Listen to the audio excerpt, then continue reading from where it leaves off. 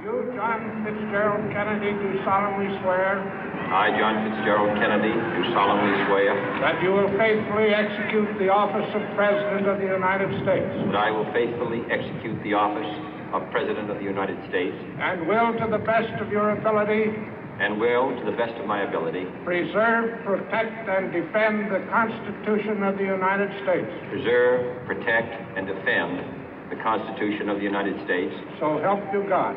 So help me God.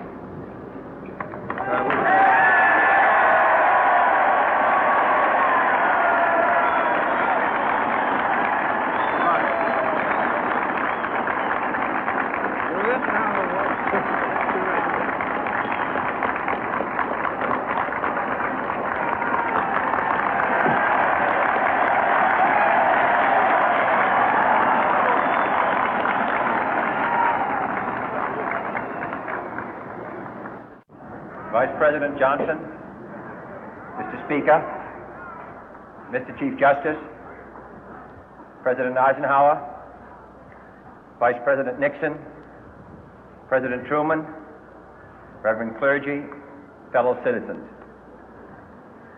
We observe today not a victory of party, but a celebration of freedom, symbolizing an end as well as a beginning, signifying renewal as well as change.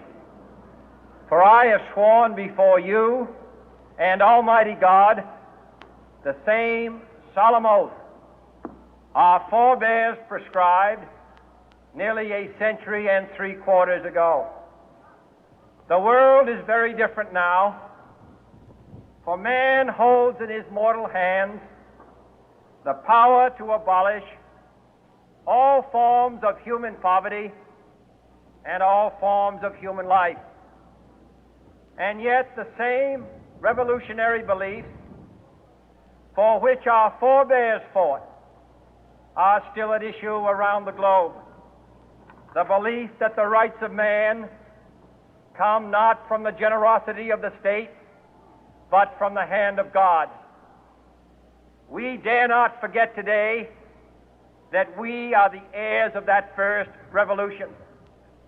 Let the word go forth from this time and place to friend and foe alike that the torch has been passed to a new generation of Americans born in this century, tempered by war, disciplined by a hard and bitter peace, proud of our ancient heritage, and unwilling to witness or permit the slow undoing of those human rights to which this nation has always been committed and to which we are committed today at home and around the world.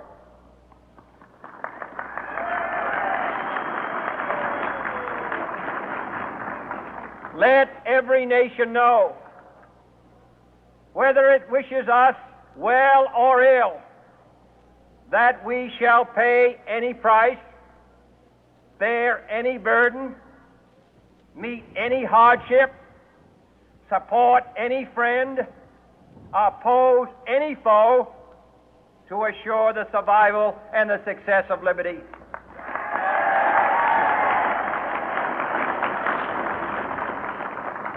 This much we pledge and more.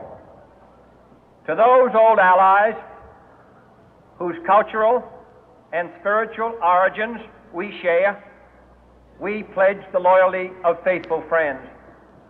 United, there is little we cannot do in a host of cooperative ventures.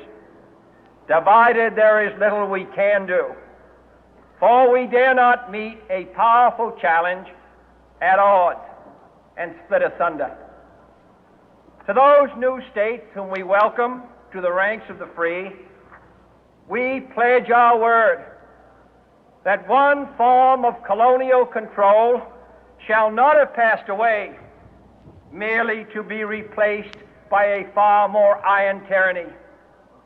We shall not always expect to find them supporting our view, but we shall always hope to find them strongly supporting their own freedom, and to remember that in the past, those who foolishly sought power by riding the back of the tiger ended up inside.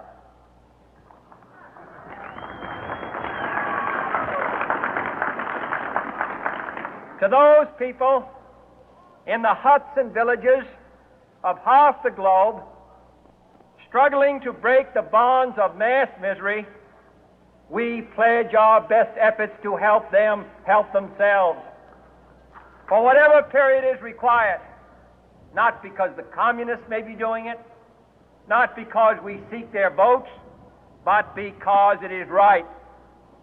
If a free society cannot help the many who are poor, it cannot save the few who are rich.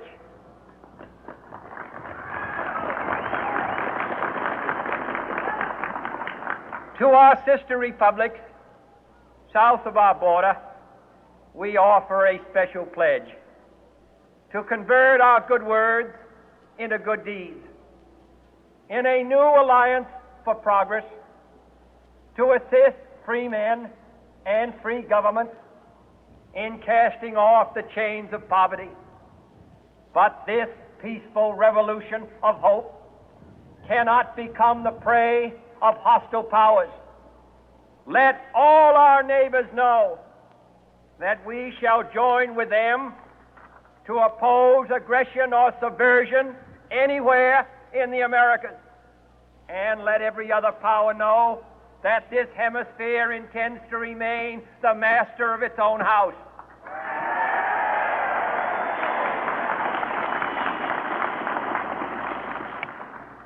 To that World Assembly of Sovereign States, the United Nations, our last best hope, in an age where the instruments of war have far outpaced the instruments of peace, we renew our pledge of support to prevent it from becoming merely a forum for invective, to strengthen its shield of the new and the weak, and to enlarge the area in which its writ may run.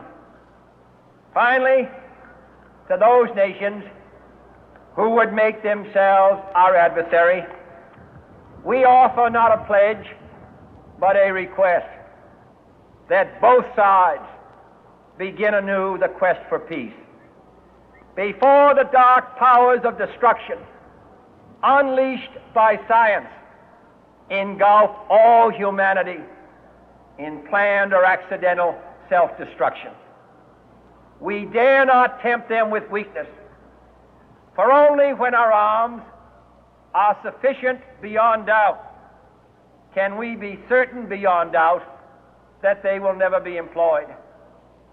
But neither can two great and powerful groups of nations take comfort from our present course, both sides overburdened by the cost of modern weapons, both rightly alarmed by the steady spread of the deadly atom, yet both racing to alter that uncertain balance of terror that stays the hand of mankind's final war. So let us begin anew, remembering on both sides that civility is not a sign of weakness, and sincerity is always subject to proof. Let us never negotiate out of fear, but let us never fear to negotiate.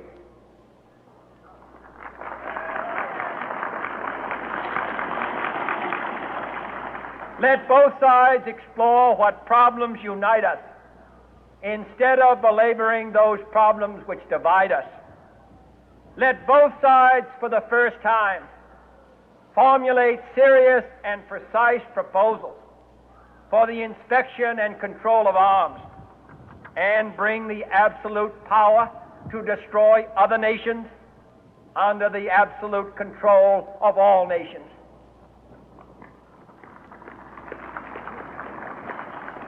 Let both sides seek to invoke the wonders of science instead of its terrors. Together, let us explore the stars, conquer the deserts, eradicate disease, tap the ocean depth, and encourage the arts and commerce. Let both sides unite to